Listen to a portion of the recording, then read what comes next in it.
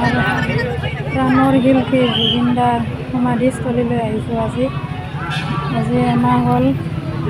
জুবিন দা আমাৰ মাজৰ পৰা নোহোৱা হোৱাৰ আজি এমাহৰ দিনা সমাধিস্থলীলৈ আহিছোঁ।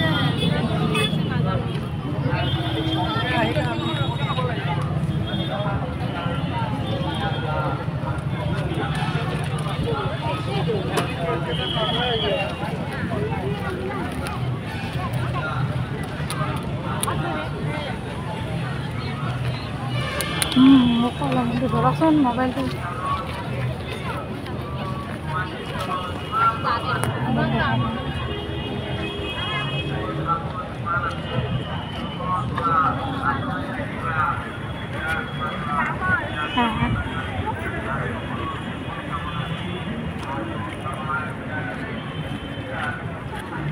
ধূপচা কি ক'ত পাই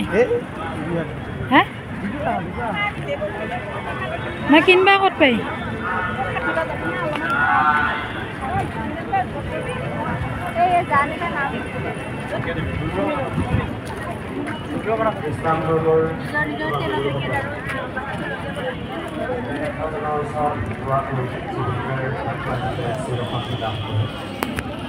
অলপ হেৰি হওক দে সন্ধিয়া হওক তেতিয়া দিম আমি ধূপ চাকি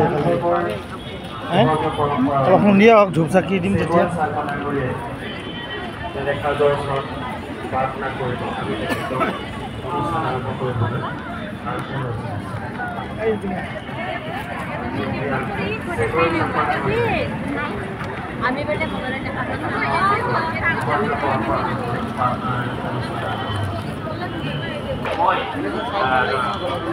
আমাৰ পবিত্ৰ বাইবেলৰ পৰা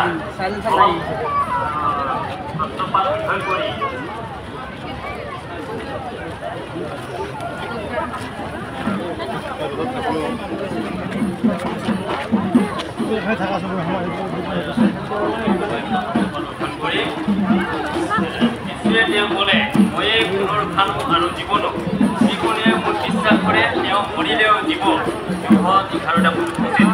আৰু মই প্ৰকাশ কৰি তোমালোকৰ হৃদয় ব্যাকুল নহওক ঈশ্বৰত বিশ্বাস কৰা আৰু মোকো বিশ্বাস কৰা মোৰ পিতৃৰ ঘৰত অনেক থকা ঠাই আছে নোহোৱা হ'লে মই তোমালোকলৈ ঠাই যুগুত লৈ যাওঁ আৰু মই তোমালোকলৈ যদি ঠাই যুগুত নোৰোগৈ তেন্তে মই যি ঠাইত থাকোঁ তোমালোকো এই ঠাইত থাকিবলৈ পাবা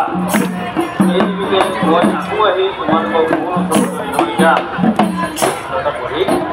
কিয়নো আমাৰ কোনেও নিজৰ নিমিত্তে নিদিয়ে আৰু কোনেও নিজৰ নিমিত্তে নমৰেও কাৰণ যদি আমি জীও দিওঁ কাৰণ জীও বা মৰো আমি প্ৰভুৰে হৈ আছোঁ আৰু কৰি আছোঁ কিয়নো আমাক কোনেও নিজৰ নিমিত্তে নিদিয়ে আৰু কোনেও নিজৰ নিমিত্তে নমৰেও কাৰণ যদি আমি জীও তেন্তে প্ৰভুৰ উদ্দেশ্যে মৰোঁ আৰু সেইকাৰণে জীও বা মৰোঁ আমি প্ৰভুৰ উদ্দেশ্যে প্ৰভুৰে হৈ আছোঁ 14:7